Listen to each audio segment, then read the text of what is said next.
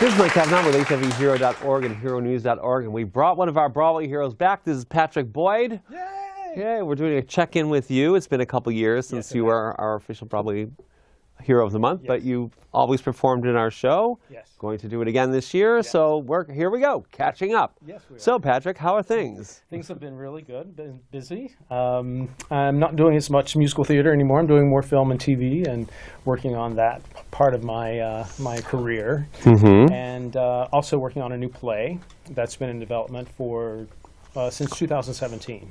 Okay. Called Dennis. Yes, I remember it. I saw the opening showcase. It was fantastic. I loved it. Amazing. So how did that come about, and when's it happening? Well, it was a new play written by John Spano in 2017, and he decided to have a reading of it, and the reading went gangbusters. They were expecting about 45 people to attend, and 90 people came to the reading.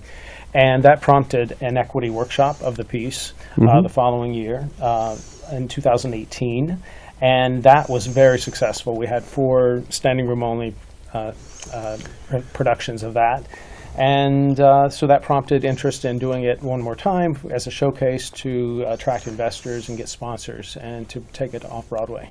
Yeah, it's great. Why don't you tell us what it's about? Because it's very, very important, I think, piece of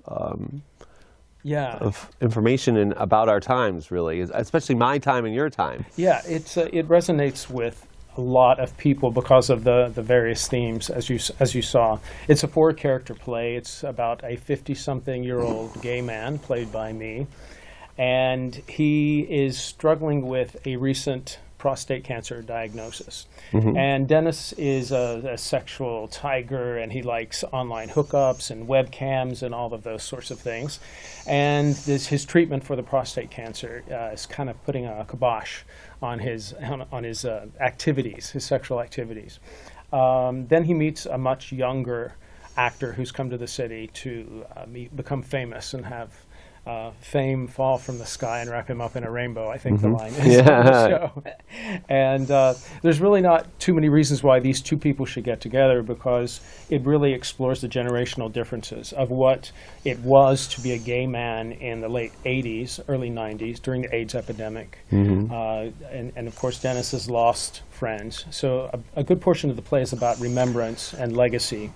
And then his boyfriend, his new companion, is 30, and all he has read about AIDS is from a book. Right. And doesn't know anyone who's been affected by that generation and what happened. So it's a real conversation about what happens to a new gay man moving to the city, what their perspective of, what their experience is. Before, they don't know what about flirting, going clubbing, having to meet someone by walking down the street and flirting. Now everything is in an app for them. So it really takes a look at those generational differences. Yeah. Very challenging piece of work. It's the first thing I've done in a long time where I haven't had to sing or dance or take my clothes off and do all that kind of stuff. So for me, it was getting back to my acting roots. So when is this going to happen again? It will run for 16 performances, March 26th through April the 6th at Shetler Studios Theater 54. Okay, and is there a website? Yes, DennisThePlay.com. Okay, so check that out. Information about the play, about the creative team. You can buy tickets and also sponsor and donate. And as you know, we're a site for newly diagnosed and people living with HIV, and it's changed so much. We've seen all the change because we were alive for it. That's, part of the Dennis thing. Is, when people were dying. I mean, I remember, we had friends that were going to a funeral every week, and then all the new drugs came out, and thank God it changed, but there was still all this stigma. And now we have PrEP, which is a great tool, and now all the STDs are going up. So what is your advice to people our age and younger about what we should be doing to keep ourselves safe?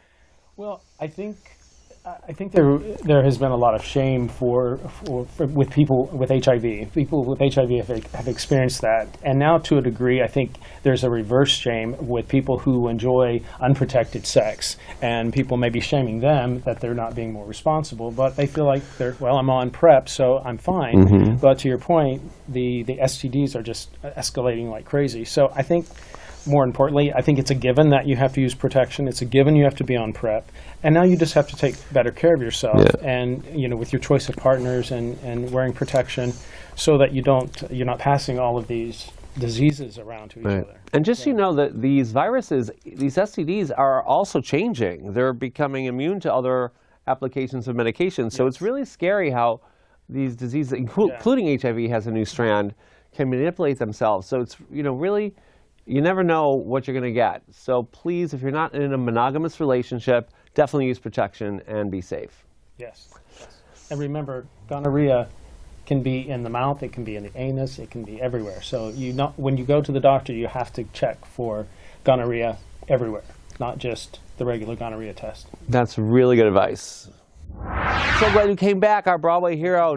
Now we have an update. We talked about your play, which is great. Dennis, please go see it. You can get it, website? DennisThePlay.com. So thank you so much. I'm glad it's a new year, and I'll see you when I see you. Yes, you will. Hopefully soon. All right, love you, buddy.